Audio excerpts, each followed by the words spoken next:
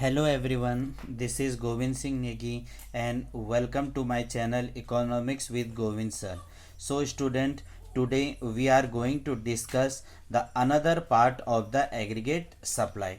In last video we have discussed about what is aggregate supply, what are the meaning of aggregate supply, what are the factors that affect aggregate supply and definition as well as formula of aggregate supply. Now today we are going to move another subheading, that is components of aggregate supply. आज हम पढ़ेंगे aggregate supply किन किन चीज़ों को मिलकर बनता है। आपको एक चीज़ याद रखना है, सबसे पहले जो हमारा y equal to C plus S है, जो हमारा मेन फार्मूला हमने आपसे बता रखा है लास्ट वीडियो में, y represent for income. Income किस किस को मिला के बनता है? Income equal to consumption, income equal to consumption plus saving. जो इनकम है वो कंजप्शन और सेविंग को प्लस करके बनता है। इसके अलावा हमने आपसे ये भी बता रखा है, जो एएस है एग्रीगेट सप्लाई को हम वाई के नाम से भी रिप्रेजेंट कर सकते हैं। तो एएस इक्वल टू वाई भी से बोल सकते हैं। तो इसमें क्या बोला? S equal to Y, S को हमने क्या बोला? वाई से भी रिप्रेजेंट कर रखा है। तो एस को वाई से भी और वाई को हम क्या लिखते हैं? C plus S. तो हमने आपसे ये भी बता रखा है कि हम जो एग्रीगेट सप्लाई को हम सी प्लस एस के फॉर्मूला से भी पुट कर सकते हैं। आंसर कोई गलत नहीं आएगा, जबकि एग्रीगेट डिमांड जो एग्रीगेट डिमांड था दैट इज सी प्लस आई।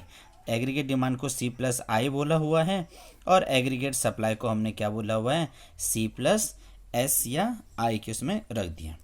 आज हमारा सब टॉपिक्स हैं what are the components of aggregate supply. Components क्या क्या चीज़ें हैं जिससे हमारे एग्रीगेट सप्लाई को असर करता है। कंपोनेंट्स ऑफ एग्रीगेट सप्लाई, तो तीन चीज़ें हैं, तीन कंपोनेंट्स हैं, थोड़ा ध्यान से देखिएगा। First that is income. Income है, इनकम को हम रिप्रेजेंट करते हैं वाई से। इनकम क्या है? वाई से रिप्रेजेंट करते हैं। तो पहला point, income is starting, income is starting from zero. Income कहाँ से शुरू होते हैं? जीरो से होती है। Then positive and then continuously rising. Then हमने क्या बोला? Continuously rising. इनकम कभी भी नहीं घटती है एक्सेप्ट इकोनॉमी में रिसेशन ना आ जाए। वैसे इनकम रिसेशन आने से भी कोई फ़र्क नहीं होता है, फिर भी तनख्वाह आपको 50% ही मिलेगा। तो हमने क्या बता दिया, जो इनकम है वो स्टार्टिंग फ्रॉम जीरो होता है, पॉजिटिव बनता है और continuously rising and 45 degree angle बनाता है। 45 डिग्री क्या हुआ? एंगल बनाता है। 45 डिग्री एंगल मतलब है कि वो एक्स एक्सिस और वाई एक्सिस दोनों को दो इक्वल पार्ट्स में क्या करता है? डिवाइड्स वगैरह कर देता है। नाउ सेकेंड वन इज, जो सेकेंड बोला हुआ है that is consumption. Second one is consumption. जो कंजप्शन है that is represent with C. C से कंजप्शन को रिप्रेजेंट करते हैं। C is starting positively, starting positively. जो कंजप्शन है वो हमेशा पॉजिटिव से होता है and rising up to a certain limit, up to a certain limit. जो कंजप्शन है वो एक सर्टेन लिमिट तक ही क्या होता है? बढ़ता है। ऐसा नहीं कि हमेशा आप कंजप्शन बढ़ाते जाओगे, एक लिमिट तक बढ़ते जाएगा।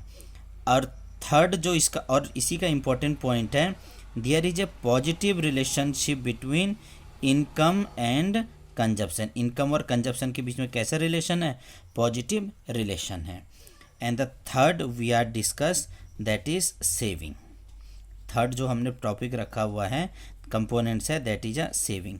जो सेविंग है दैट इज स्टार्टिंग फ्रॉम, जो saving that is starting from negative, starting from negative then becomes zero और then becomes positive and then continuously rising.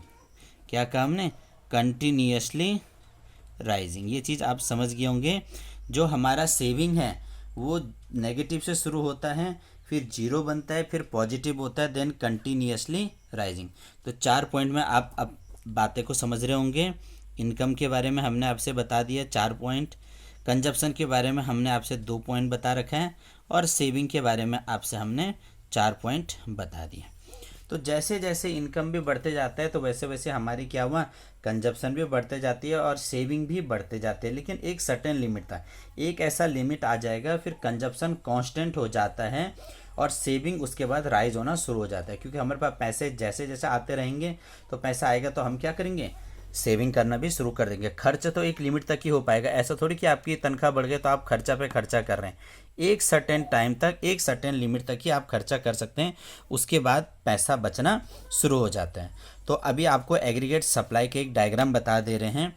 Suppose मान लो that is a Y axis and this is a X axis. 2 axis होते हैं हमारे, एक x axis बोला हुआ है, एक को हमने क्या बोला हुआ है, वाई एक्सिस बोला है।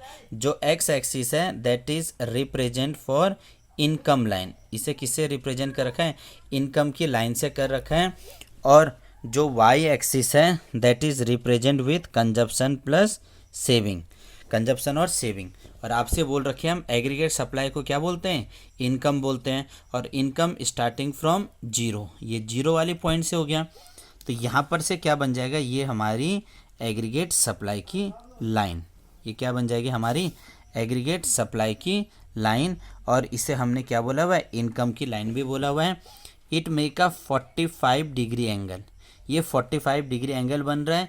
It divide both X axis as well as Y axis, वो एक्स एक्सिस और वाई एक्सिस को 2 इक्वल पार्ट्स में डिवाइड करता है। 2 इक्वल पार्ट्स का मतलब हो गया that is equi distance from both the axis, दोनों एक्सिस से क्या हुआ है, बराबर में क्या कहते हैं, सेपरेट वगैरह कर दे रहे हैं। तो that is a components of aggregate supply. I think आपको समझ आया होगा। आया तो प्लीज़ लाइक कीजिएगा, कमेंट करना, सब्सक्राइब करना, औरों को भी बोलिए इस कॉन्सेप्ट को थोड़ा सा और ज़्यादा समझिए।